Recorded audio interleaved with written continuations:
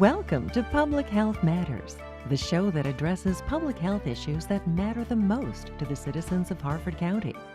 Real issues, real people, and the information you need to know.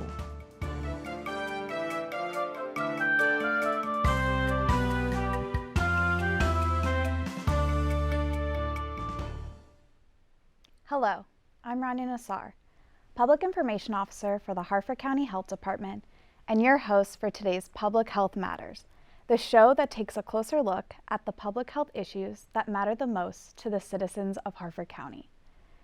Today's topic for Public Health Matters is women's reproductive and sexual health and pregnancy and postpartum.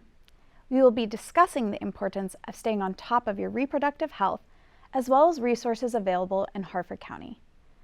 Joining us today is Dr. Jamie Seibel, the Medical Deputy Health Officer at the Harford County Health Department, and Jennifer Mangold, Bureau Director of the Clinical Health at the Harford County Health Department. Welcome to our show, and thank you so much for being with us today. Thanks for having us. Great. Thank you. So if you don't mind, both of you, just to take a moment, introduce yourselves, and let me know what your connection is to sexual health and pregnancy and postpartum. Jen?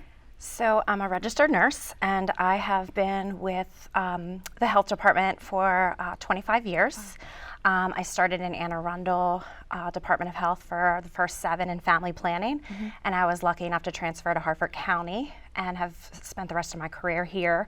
I started in family planning. I've moved from the program supervisor and now, of course, into the Bureau Director position. Wow, great, thank you. And Dr. Seibel? Yeah, hi Rania, thanks for having us here today. My name is Jamie Seibel. I am the Medical Deputy Health Officer at the Harford County Health Department. I'm a physician board certified in preventive medicine and public health.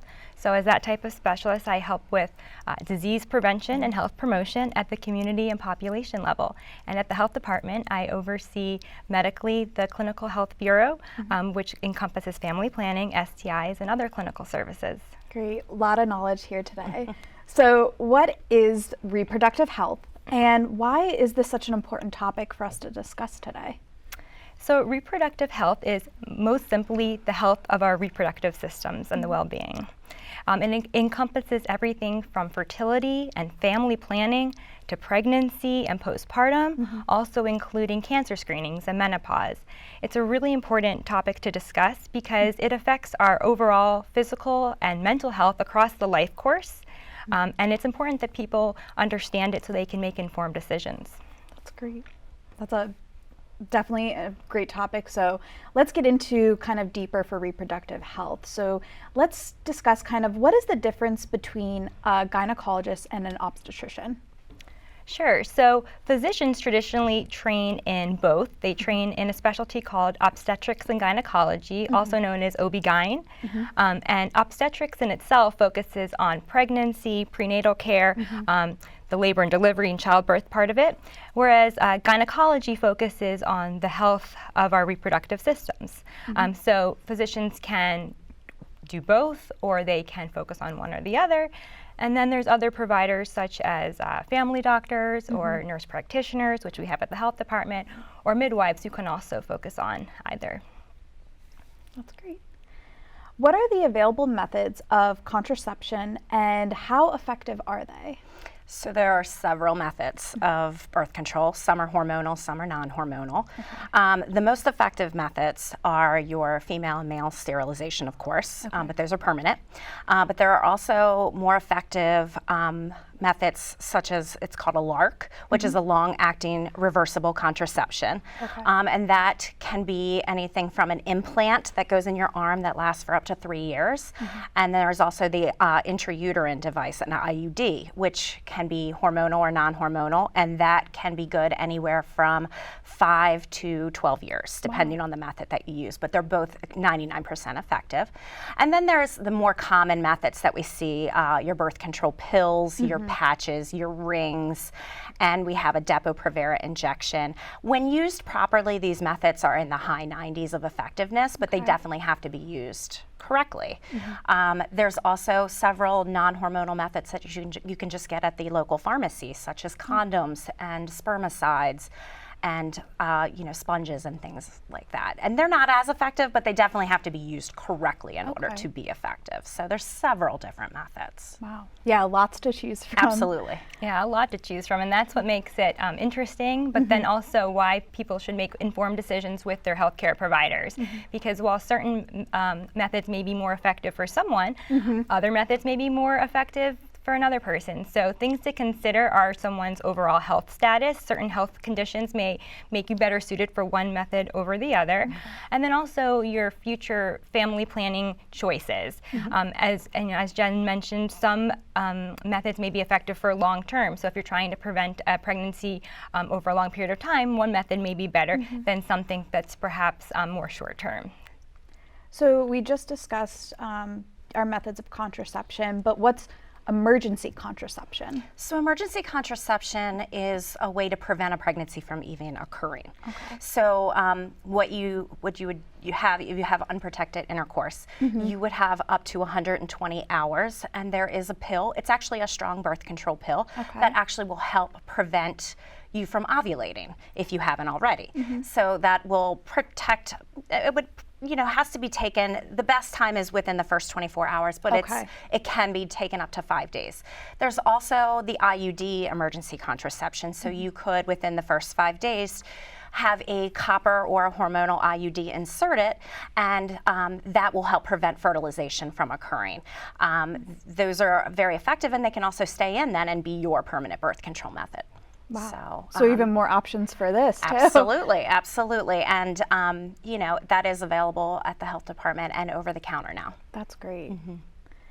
So going into now kind of more of that reproductive health again, what is a pap smear and how often should we be getting one? Yeah, so a pap smear is a medical test that is done to sample the tissues in one's cervical, in their cervical tissues within their cervix. So this is like a small, painless procedure that's done as part of routine, regular gynecologic care. So the provider can obtain cells and send them off to the laboratory for testing. That testing will show if the cervical cells are normal or abnormal. And if the cervical cells are normal, that's great, and then you would be due for your next pap smear at the recommended time. And if there's an abnormality, saying that perhaps there's something wrong with the cervical cells, then we can do further testing and figure out if that's the case. And the reason for doing pap smears in general is to look for precursors for cervical cancer. And that's what we want to avoid. And that's why this routine testing is so important. And so the United States Preventative Task Force recommends that women starting at the age of 21 get routine pap smears about every 3 to 5 years, depending on what they find on the test and depending on the particular test that's done, and then stopping at the age of 65. Great. So what is HPV and why is it important to get an HPV vaccination when you're young? So HPV is also known as human papillomavirus, and it's actually a group of viruses, many viruses, and these viruses can cause cervical cancer and or genital warts. And so the thought is to get the vaccination before the first sexual encounter occurs, because HPV can be spread either sexually or skin to skin. So it's recommended that boys and girls get the HPV vaccine starting at 11 to 12 years of age, and it's a 2-dose series. And then that would prevent them from getting HPV-associated diseases. And so, again, I want to stress about this part for HPV. We always talk about girls, but this is something we want to focus on with girls and boys, correct? Absolutely. This is a very common STI that we're seeing right now. And so we do know that men are also infected with this virus. So it is definitely a good idea to have this vaccine used for men and women. And we actually now it has been approved up to the age of 45. Wow. So now some of our adults that didn't get that vaccine can start getting vaccinated for that. For the adults, it is 3 doses. So it's a little bit more. It's 2 doses if you're under 15. So, but it's 3 doses, but I would highly recommend that and check into your insurance to make sure that covers it. And if someone has an abnormal pap smear, what can they do about that? Or So for an abnormal pap smear, the follow-up test is an exam called a colposcopy. Okay. A colposcopy is where they look at your cervix with a strong microscope. Basically, they're looking for any abnormal cells. If there's any abnormal cells seen, then they would take a little snip of tissue for a biopsy. If it's shown that the cells on the cervix are truly abnormal, a lot of times they're what's called precancer cells. So they're not cancer yet, but if they're left untreated, they can turn into cancer many, many years down the road. So what we would do is a treatment called LEAP. And that's done in a hospital setting where they actually burn off the unhealthy cells and new healthy cells will grow back in its place. So it's a very effective treatment, but that's why it's super important to get those pap smears starting at 21. Yeah. And I do want to also stress for HPV, we mentioned how it can turn into cervical cancer, but there's also the far majority of people who have HPV, our bodies naturally can clear it and you won't see any symptoms, have any consequences whatsoever. And that is the majority of HPV cases. It's in the rare cases which it could turn into something more serious. And we do worry about, in addition to cervical cancer, oral cancers, anal cancers, and penile cancers in men. So that's why it's very important for the men to get vaccinated also. Which is great. So we're really focusing on preventive health here and just, again, stressing the importance of going to see your OBGYN, going to get your vaccines. We can't stress that enough. It really is, why we're here talking about this today. It's definitely important. And for the children, the health department does offer the HPV vaccine. That's great. For children who are Medicaid or uninsured. That's awesome. Yeah. So what are some of the most commonly sexually transmitted infections, and how can someone prevent them? So the most common STIs that we're seeing right now are chlamydia, gonorrhea, syphilis is on the rise, and genital herpes. Okay. So a lot of times with chlamydia and gonorrhea, you don't have symptoms. So it's super important to get screened regularly, especially if you're not in a monogamous relationship. Okay. But you can have many different symptoms from a discharge. Men and women both having a discharge, painful urination, sores, blisters, anything like that. You definitely want to see a clinician to have some testing done. Yeah, and as Jen just mentioned, some of those infections are caused by bacteria, some of them are caused by viruses. So we have great treatments out there. Antibiotics are really helpful for the diseases that are caused by bacteria, and antiviral medications for those caused by viruses. So if one is noticing symptoms, really important to get treated right away because the treatments are effective. And it's also important for your partner to get treated also. Yes, that's true. Yeah. And so it's good that we're talking about that and that, STRs are treatable. We can also prevent them too as well. And it's nothing that anybody should be afraid of, to be honest. And there's so many resources out there for people to get, testing and to treat them. So Absolutely. It's great. Absolutely. So how do STIs, now connecting STIs and pregnancy, how do STIs affect pregnant women, and can that be passed from mother to baby? Yeah, so STIs are extremely important to be treated in the pregnant person. They can be passed to babies. So when we think of how STIs affect pregnant women, we think of increased risks of complications with either the pregnancy or the delivery. And we can also see the infections being passed to the baby. We also think about how the infection can cause decreases in future fertility. So those are all reasons why it's important to get treated. So in terms of being passed to the baby, infections like gonorrhea, chlamydia, herpes are commonly passed to the baby if the mother has an active infection during delivery. And then something like syphilis or HIV, which is passed through the blood, can be passed to the baby during the pregnancy through the placenta. And we're very concerned about congenital syphilis. That is definitely on the rise in this community. So it is very important that pregnant women get screened multiple times during their pregnancy for syphilis. And that's an easy screen too. I mean, when you're going to see your OBGYN, I'm sure that's a quick test. So definitely it's a quick blood test, promoting but it. definitely important. Yeah, that's exactly right. It's something that's routinely done by the OB-GYNs at the prenatal visits. So you've got that covered. That's why those prenatal visits are super important. Yes. So what are some of the most important things that what are some of the most important things to do when you're pregnant in order to keep both mom and baby healthy? Yeah, so going to those routine prenatal visits, extremely important. Taking a prenatal vitamin, especially in the beginning of your pregnancy, also very important to prevent against birth defects. And then other things just like eating healthy, getting sleep, getting exercise, trying to manage your mental health and stress reduction, and just being surrounded by supportive people are all things that one can do to support their pregnancy. Yeah. Another thing that's super important and a lot of women don't think about is going to the dental, to go and see their dentist for their routine cleanings during pregnancy. We know that pregnant women, if they don't take care of their teeth and their gums, can develop preterm labor. So we don't want to have those things happen. So it's super important just to take care of your general health, not just the pregnancy health. Yep. And most importantly, we don't want them to be smoking. So we know that smoking, alcohol, drug use, all of that definitely needs to, and it's a good idea to even, try to quit before you're even planning on the pregnancy. That's the best thing.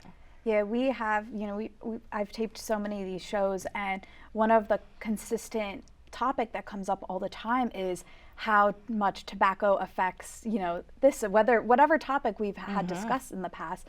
And it's just a consistent type of thing. And, it's obvious the thing that we want to make sure that people don't do or smoke. So, and it's great too, because we have so many resources here in the county. I mean, the health department offers cessation classes too as well. So, there's just so many options out there to help, women and families to, quit smoking and quit using tobacco. And that's why it's so important to have a routine reproductive health screening. Yes. Because your clinician and your nurses will talk to you about how to prevent things, happening during your pregnancy that you can prevent, such as, cutting back on smoking. When you're trying to have a baby, get on a multivitamin right away. There are things that we talk about that are important, ahead of time. So you get that during your visits too. Yeah. And another amazing thing that we have here in Harford County is WIC, so our Women, Infants, and Children's program. I mean, that's just another really good program to help pregnant women who do need that more support, do need a little bit more support here. And it's great that we have that here in Harford County as well, and it's another really positive resource that we can offer out into the community for those women. Absolutely. What are some things to consider when choosing a postpartum birth control method? So a lot of times when you're postpartum, it all depends on whether or not you are formula feeding or breastfeeding. So we know that estrogen-containing methods are not recommended when you're breastfeeding. So we would recommend a progestin-only method during that time because it can affect your milk production. So you could take a birth control pill that only contains progestin. You could do a depot injection, or you could get one of the long-term methods such as the IUD or the implant. And those are all decisions that it's really best for someone to make with their healthcare provider to figure out what's the best choice for them. But then I also want to mention another method that's a more natural method called lactational amenorrhea. And that is when someone is breastfeeding. That actually in itself is like a natural contraceptive method. If it's done correctly. So some of the things that if one wants to use breastfeeding as a contraception method, it has to be where the baby is under 6 months. The mother needs to be exclusively breastfeeding, so only providing breast milk to the child, and breastfeeding around the clock. So all day long, every 4 hours during the day, at least every 6 hours at night, and there needs to be no resumption of menses. And if that's the case, that's a pretty reliable method in itself. Of course, pairing it with another method would make it even more reliable. So we have, again, so many options, for, before you get pregnant, birth control, and then postpartum birth control. There's just so many, so many options. And, the wonderful thing about this too is, the women can talk to their health provider about this, and they can make, the best choice for themselves, which is very empowering, I think, for a female. Yeah, we do find sometimes that women just don't know those options. So it's really great to have conversations like this to get the word out. Yeah, I mean, that's the one thing is that, there's so much out there, and just continuing to educate women that, again, they have a choice. and they can do whatever is best for them. That's what's so important about reproductive health. It allows that woman to have that control of when they want to have that baby, how often they want to, or maybe they don't want to have any more or have any at all, and that's okay too, and that's why reproductive health is so important. That's great. So what can family and friends do to support their loved ones during pregnancy and postpartum? So you want to allow the mom to rest as much as she can. You want to support her emotionally, listen to her feelings. Her feelings are valid. She may be down after having the baby, and it's just hormonal, and you want to pay attention for those symptoms. Help with household chores, just kind of be there and follow their lead. And each mom has their own experience. Some people love having visitors. Some people want to have more space. So just, asking that person, what's best for you and how can I help you? And I'm here for you. I think that's great. I know that talking about that too as well, and just seeing what that person needs is the best conversation too as well. And there's just so much that we can do to help support women. And again, having conversations like this is important. And also, talking to them and seeing what they need. And sometimes it might be just a phone call, and then other times it might be just, support. Hey, can you come and help me out? Yeah, exactly. So that's great. Yeah. Going into like a more of a disparities conversation, we know that we do know that disparities do exist in maternal health. But what are those disparities? And what is the health department doing to address those disparities? So exactly right, Rania. Just like you mentioned, there are unfortunately disparities in maternal health. Black and Indigenous women are more likely to have complications than white women. They're actually, Black women are 3 times as likely to die of a pregnancy-related cause. And these are things that we're trying to understand, but often thought in a systemic way that those are the causes.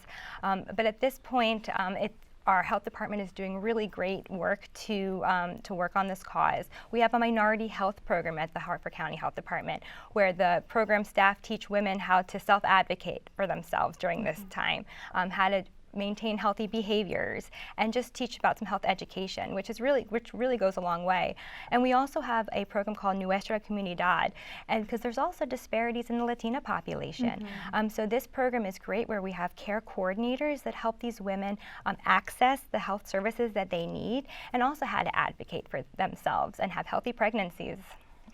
And we also have our Megan's Place, too, is another option here at the health department. And Megan's Place is amazing. So it stands for Meaningful Environment to Gather and Nurture.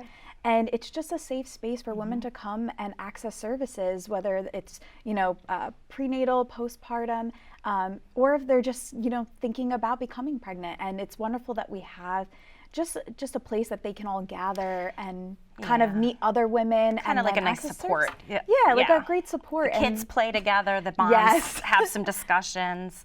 I think that's a really positive thing. And then there's also Healthy Families, which is another great program for new parents, just kind of helping with parenting skills that, we're not always perfect. We don't know how to parent. So it gives a lot of good education. I'm sure it's scary for, a first-time mother too as well, to find out they're pregnant and they might be scared, and that's completely valid. So to know that there are so many options here in Harford County to help them feel safe and to help them access the services that they need. I mean, I think that's absolutely amazing, and it's great that we have it here. Yeah. I mean, this is a really difficult conversation sometimes to have when we talk about disparities, especially because sometimes, like you've mentioned, it can be systemic, but also, what stressors are we putting out in the world that are, causing, a lot of stress on women during this time. So how can we help and support them and be advocates for them, as you mentioned? I think that's extremely important. Absolutely, I agree. So what resources, again, are available in Harford County for someone who may need a reproductive health service? Sure. So we have a full clinic in our Edgewood location, and that is run Monday through Friday. We do 2 evenings a month, and it is a clinic that does pretty much all sexual health needs. We do family planning, we do Pap smears, breast exams, we do emergency contraception, We offer pregnancy testing Yes. and sexually transmitted disease testing and treatment for men and for women. So we offer that there. We also have a clinic at 1 North Main, and that is for our ages teen to 25. And that is a free clinic that they can come in and they can get walk-in rapid HIV and hepatitis C testing, plus they can get a test for gonorrhea and chlamydia and a pregnancy test if needed. And then we can also provide them referrals for our services for birth control. Yeah. And then we do come here to Harford Community College. We do that twice a month. We do rapid HIV and hepatitis C testing, and we send a family planning nurse with the outreach worker, and they do gonorrhea and chlamydia testing for men and women here. So that's a free service that's offered, and we also provide referrals if needed to any other services that they might need. That's wonderful. So we have our Edgewood location, 1321 Woodbridge Station Way in Edgewood. And then, as you mentioned too, our 1 North Main location on 1 North Main Street in Bel Air. And I forgot to mention, that is Tuesdays from 12:30 to 4. That's great. Yeah, and while that one is for teens, teens are welcome to come to any of the locations. Okay, Yeah, yes, so we're open. And our goal is to just be as accessible as possible, which is why we do allow walk-ins for STI testing and pregnancy testing. And you don't have to have health insurance to come to the health department, but you can have health insurance. You can have Medicaid, and we accept all the private insurers also. So. But if your insurance has a high deductible, we would help you slide that fee. So yeah, we can work with that. Great. We also have, you can get into our clinic within the week. So if you need a GYN, it's sometimes very hard to get in to a private office. We can see you within the week. Great. Anything else that you both would like to add? I just want to thank you for having us today. Thank you. Yeah, thank you both so much. Yeah, this has been a great conversation. Thank you, Rania. Thank you.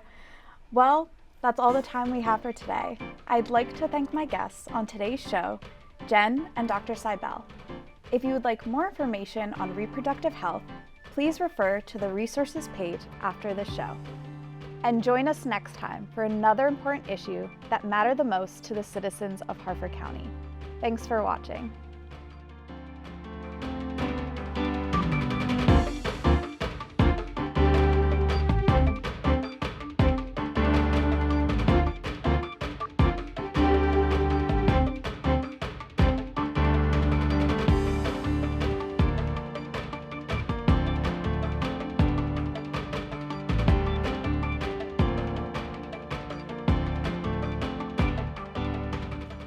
You've been watching Public Health Matters, brought to you by HarfordTV. Watch what matters.